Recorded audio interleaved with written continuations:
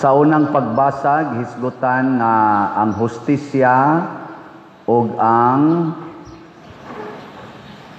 giingnan ng katawhan ang hustisya ug buhata ang matarong. So kining hustisya ug buhat nga matarong mao gyud ang sukdanan sa tinuod nga usa sa mga importanteng sukdanan sa mga taong nagsunod sa Ginoo. Ug ang usa sa timailhan nga naa na ning hustisya ug matarong nga buhat mao gyud ang pagtigom sa katawhan. Magkatigom gyud, magkahiusa gid ng mga tao basta naana na maghari na ng hustisya ug buhat nga matarong. Lingiha ang imong tupad ingna matarong imong binuhatan. Matarong kamong mga tao nga mosimba unya anha gid mo layo, mopili gid mo anang layo nga lugar, di mo gustong musikit sa inyong tupad or isig ka tao, matarong na ang inyong una-huna o dili. Mayo kay wa mo motingog.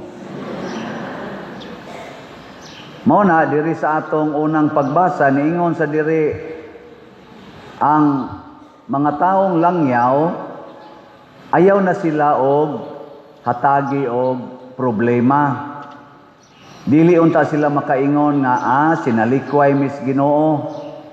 Pasabot i-appeal gid sila sa atong panagtigom. Mao na karon ang simbahang Katoliko nga gitukod ni Kristo mo welcome gyud sa tanan.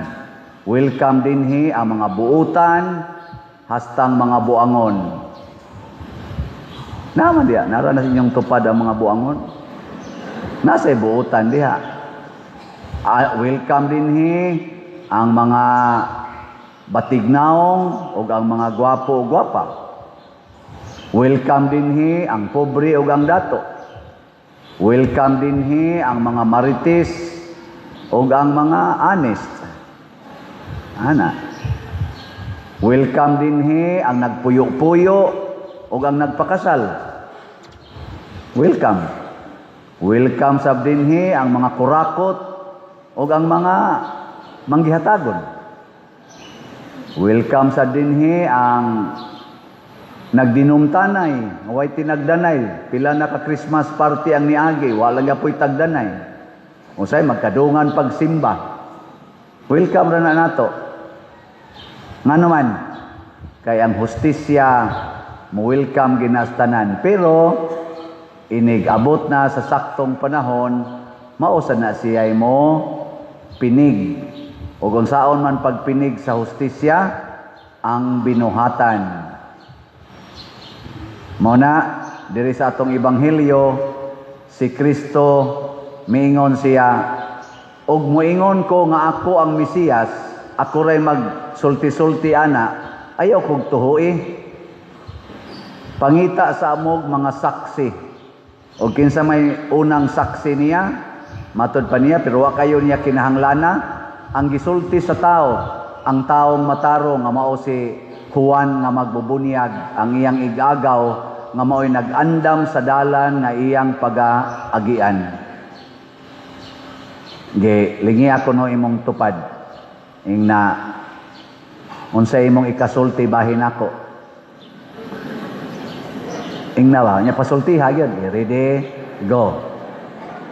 Ingna unsay imong ikasulti bahin ako. O wa gani siya ikasulti bahin nimo, wa nay ayo tawhana. Karon ba karong orasa ba wa siya ikasulti para nimo? Amot lang. Ana yawan ona. Kinahanglan lagi siya ikasulti bahin nimo. Tupad gud mo. Di ba? Pangutanan ninyo mga asawa, ang inyong bana, iguli ninyo, dong unsay mo ikasulti bahin ako.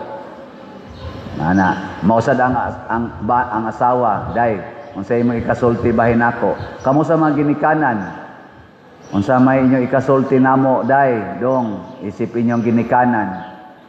Nga mga anak sad, mangutana sa ginikanan. Ana, Pero dili kay na kuno kinahanglanon matud pa ni Hesus. Kay usahay ang isultian ng atong isig katao, di man mo igo sa atong tinuod nga kinabuhi. Kay mao man sa nailang nakita. Para bita karon bag-o katong nagrally ang atong simbahan, na may nagdag placard na nagsulti, Paderciano Ubod, why side with the corrupt?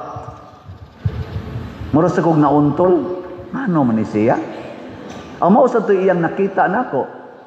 Pero kung mag-istorya tingali mi, kaya man sa ko kaila adto niya, og mo pakita lang to siya nako, magtabi mi, iya kong sultihan, nganong iya kong ginganlag kurap, or kauban sa mga kurap, haron ako sa siyang sultihan, unsa sad nga akong kinabuhi, nga akong gipuy-an, nga para nako, dili sad ko musahid sa kurap. Kaysa akong side, wa man ko musahid sa kurap. Ambot ka mo din bahala na mo diya. Wa sa ko maghimog corruption. Iya sa tong impresyon. So mo na ingos Hesus, di kay kumusalig anang isultis mga tao niya. Napaganito ni comment nga kaning mata aning nagdas placard, bisag wa ni siya gisulti, speechless ni siya, pero nagod siya gisuwat. Pero nagpakita kunog bravery, kaisog, kalig-on. Istoryahe. Wa man gani mo makig-istorya nako, bitso mo lang butag placard diha. Ang kanang tinuod nga taong lig-on og baruganan makig-istorya na sa tao nga iyang gustong komentaryuhan. Dili kay iagi dayon anang placard. Iagi dayon sa social media. Kamo unsa man yung ikasulti nako? Buangon ko, kurakot ko, o buangon?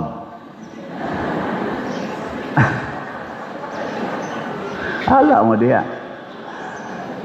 Ang ilhana nako sa kurakot ang leader, kaya ang leader maging mangurakot, di ba ng mga member? Ang leader maging mo kurakot. Ang mga members, di man gina. Muapilan na sila usahay. Pero wagi leader, di gina sila kakurakot, patyod na sila. Leader gani nga kurakot, masimbahan man or magobyerno, maura gini ang akong pinaka klarong timailhan. Ang katilingban nga gidaan ng maong leader, mag-anam og kalisod, mag-anam og kapobre, unya ang leader mag-anam og kadato. Dali kayong madato, ang community mo ay mapobre. Nyaganhin na sa simbahan, ang simbahan magkaga, magguba, niya ang leader musinaw ang naong hastang sakyanan musinaw ana bisag ana sa inyong balay kung kurakot ang mga ginikanan ang mga anak magumbol ang mahayahay ang ginikanan ana anhas barangay ang barangay opisyal barangay kapitan mahayahay ang mga constituents mapurdoy, magyaw-yaw. Ana.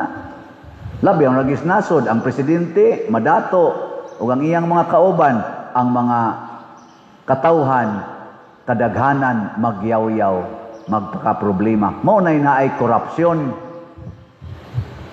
Na, si Hesus, dili ingon ana.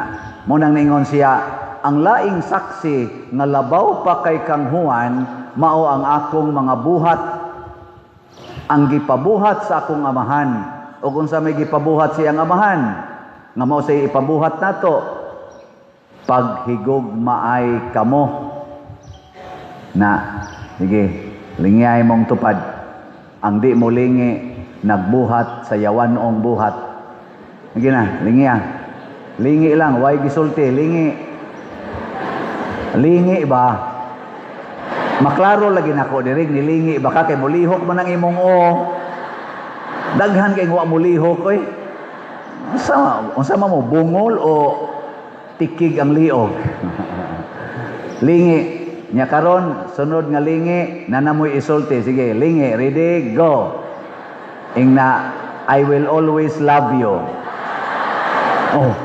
ana unsa man ang baba ninyo way kapuslanan ana aron ingon imong I will always love you, nya imo nang bana ang imong gisultihan, moingon tarungan ng baba nimo.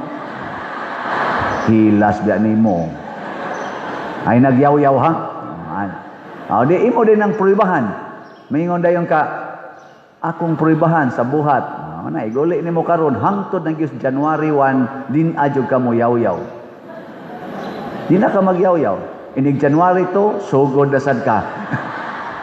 Nya imo na sa nang bakuyon, inig unang misa di Galio. May na lang na. Di ba? May na lang na. May na. Mga igsoon, ang sunod nga ipabuhat sa Dios kanato ang pag-alagaray. Ang alagari ang nanginahanglan. Ang atong simbahan nanginahanglan. Nganuman aron dunay ikaalagad. Ang kasimbahan ba isip katilingban kitang katawhan, ang atong parokya nanginahanglan aron dunay ikaalagad. Nya kamong mga katawhan nga niya dinhi sakop kamo ang buhatag sa panginahanglan. Unsa may unang panginahanglan ro sa atong parokya? Wa man mo mutingog. Unsay panginahanglan ro sa atong parokya? Kahinay. Slot. Unsa man ang slot? Ang S? Sacrifice. Ang L? Love. Ang O? Offering. Ang T? Treasure in heaven. Unsa may mga slots na to karon? Tulo ka buok. Una, grace. Tag 100 pesos per slot. Nya doon na ni 70 slot challenge. Tag 7,000 per challenge. Nya ang atong halin karon ani salamat sa nagpakabana niabot nag 101,336 ka slots napay 598,664 ka slots nga available. Ingon ana atong panginahanglan. Nya ikaduha natong slot mao ang PPSC para ni sa atong mga proyekto dinhi katong grace para to sa atong previous project didto sa San Vicente Panako nga parokya. Ato man tong project, ato lang gyapon tong tabangan. Ang atong PPSC para ni sa atong mga proyekto dinhi, unsa bay tan-aw nyo sa atong simbahan ro nag-anam-anam og kanindot o nag-anam-anam og kabati? Tungod ni PPSC. So ang atong halin niabot nag 79,632 ka slots nya napay 20,368 ka slots nga available nga tag 100 pesos per slot. I-challenge ta mo, hutdan ni ninyog palit karong kutob karong December 25. 20,000 naman lang. Nya perti man atong daghana, palit lang mong tagutlo ka slots kada adlaw, wa na hurot na ni sunod semana. Nya naa ni 162 slot challenge nga tag 16,200, 187 na sad ang atong nadawat. Nya ang atong DPR mo ni atong gamiton sa pagtukod og mga balay katong nga banlas nga balay. Niabot na niro ang atong nadawat og 23,269 ka slots.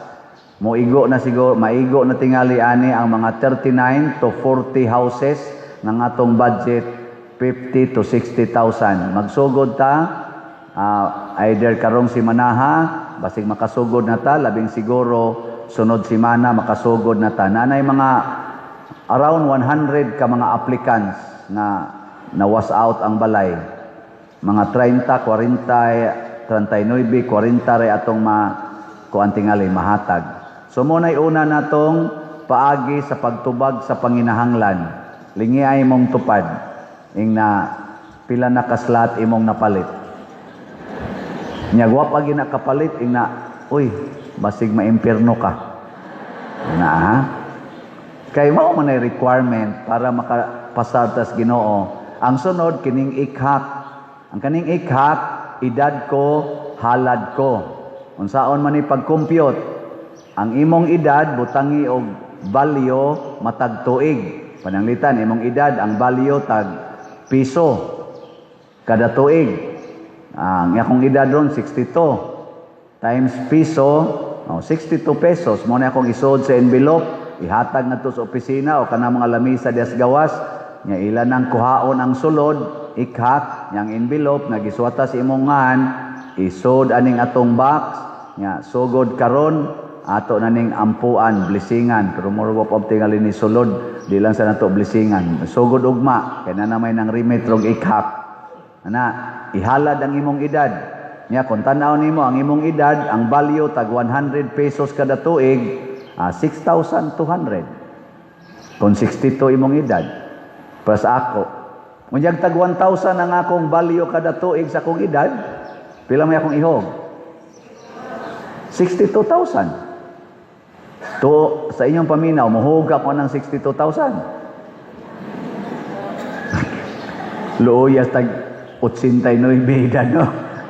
nya tag 1,000 abi kamo na lang be ilis lang tag edad kamo na lang 62 ang edad nya tagaan ta mo og 6.2 billion nya akong pahunungon yung edad ugma okay ninyo ang edad gasa sa nas Ginoo nato tungod siyang dakong gugma nya mubawas lang sad ta og halad ngadto niya para sa simbahan mao na ang tumong ana nya kay daghan man jud kay tag madawat nga grasya sa Ginoo daghan sa kay tag pangayoon sa Ginoo nasa tay ikaupat nga ikapila ni ikatulo di ay nga fundraising karong piyak Pasko kaning Tree of Gratitude and Petition kada adlaw gina muhalad ka diha mukuha ra ka og Christmas balls dito nya imong tagaan og love offering gikan sa piso ngadto sa 1 million depende la sa imong gihalad nya imo na ibutang dinhi karong communion human sa communion imo nang ihalad diha nya kada adlaw na nimo buhaton kada adlaw sa ka ma-bless nya kadilang day kumukuan pa diha nara na nimo hala ka diha basta imo nang ipakita sa Ginoo nga nagpasalamat ko. Yang nagpasalamat ka sa Ginoo kay nakapasar ka sa imong interview sa trabaho na promote na kapag ka manager nya muhatag lang kag love offering nga 10 pesos. Basig di ka dangatag usa ka tuig mataktak na ka. Kay mura magwa kayo kamo balyo. Nga naiuban karong Pasko mangandoy nga makauyab na unta mo na imong petisyon nya muhog ra kag piso dali ara kanyo magkabuwag no pila naman ang tag piso nga gugma barato ana dako sa hatag tingali kay dako man na imong gipangayo di ba ana so ang point ani ipakita nato nga nakighiusa ta sa simbahan pinaagi sa mga grasya ang atong nadawat. Nya kung ato ning buhaton mao na nay musaksi. Ang atong katilingban mag-anam og ka lambo, ang atong kinabuhi mag-anam og lambo sad. Makaingon din sila lahi gidi ay kun maghigugmaay, lahi gidi ay kun maghiusata, lahi gidi ay kung naata sa simbahan, ug lahi gidi ay kun mo sunod kita sa mahal nga Birhen Maria ni Jesus ug sa mga santos lahi gidi ay ang magsigig simba inana na siya sa una bitaw ingnon ko sigig simba way bugas usik-usik lamos kwarta diag pliti mulakaw pagutaon may mga 6 kilometers nya ug naisakyanan makapliti mi nya mo adto pa bog simbahan kanang pari nga dato na kayo kamo pagisibton dito mga pobre kay mustanan di ra ba na muhatag ang pari bisag piso tinuod man sa noon pero ang resulta karon naingon ani ko maingon gyud sila sudlahi gid mag-serve og simbahan no magsige na sila gingon ana ngano man kado nga kita ra man kita diri sa bukid sa una manguling ana manguan anang uma kaingin mangarga mutos ug mangga ana kita ra man kita to karo kalayo na nimo nabutan ako sang giingnan nga dao man mo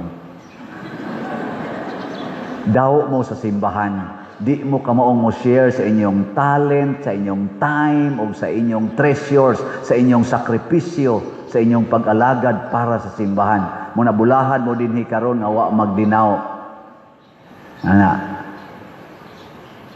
last na lang ning lingi ingna kada adlaw na gid ta mohalad ha Anak, kada adlaw na kita mo halad. Nga mingon siya, oy, di, pag misa, di galyo raning ako.